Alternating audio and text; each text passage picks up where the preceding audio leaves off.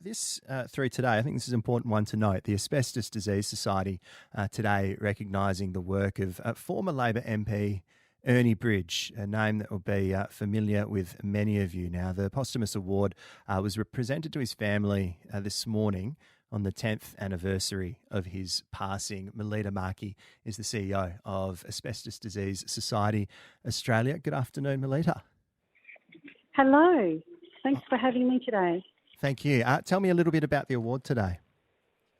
Well, this is the 31st award, Professor Eric Saint, Emeritus Eric Saint Memorial Award. Professor Saint wrote the eponymous letter back in 1948, which is 75 years this month, warning the Public Health Department, as a young Royal Flying Doctor, that Whitnum would produce the most lethal crop of asbestos diseases in the world's literature. Fantastic. Sorry, he was right.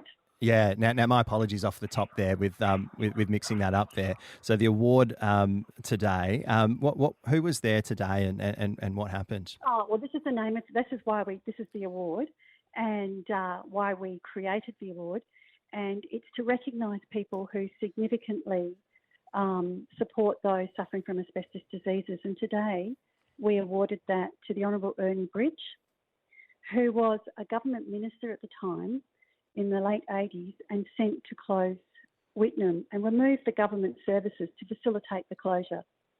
And it wasn't a popular decision at the time. No, take us back a little bit. What was the background there, and what was the feeling at that time?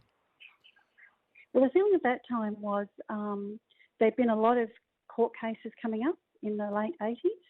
People were developing diseases, workers that had worked in Whitnum, and the mines had been closed in 1966.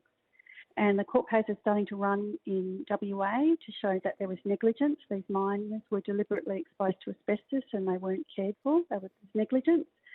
And so the government said, look, we've really got to stop people going to Whitnum. It's contaminated. They had advice from the Insurance Commission.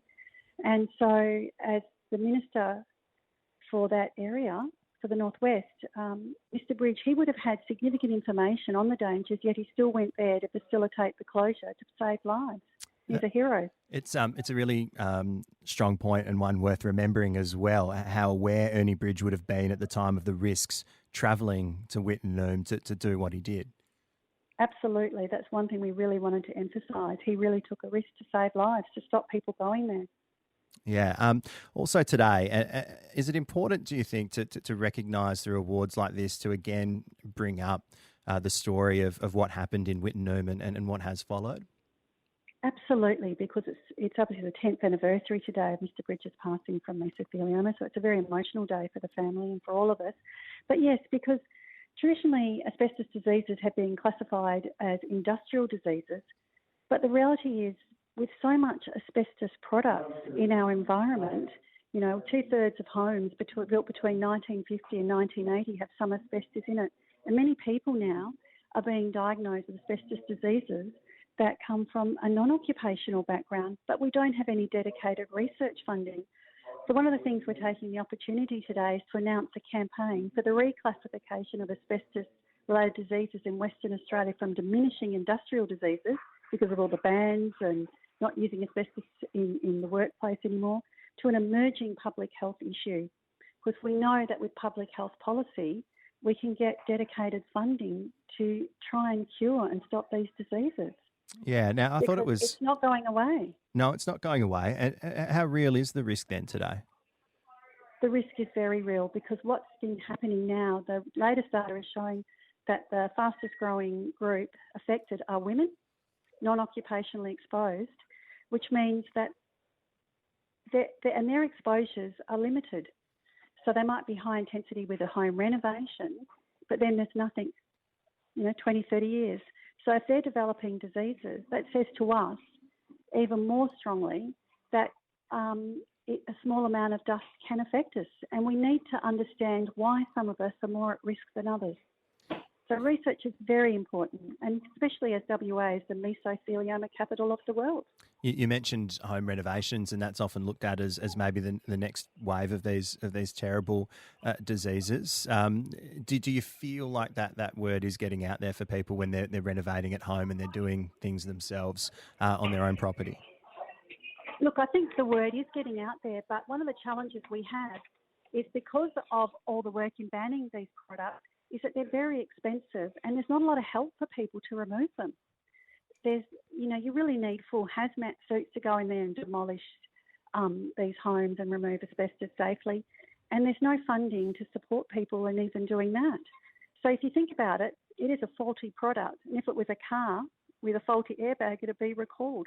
We can't go out there and recall, asbestos from homes. But what we could do is have some funds from the people responsible to assist homeowners in removing these safely. Another point here that you made in some information that you put forward today that I found quite concerning. So 3 teenagers in Australia have been diagnosed with an asbestos-related disease in the last 2 years.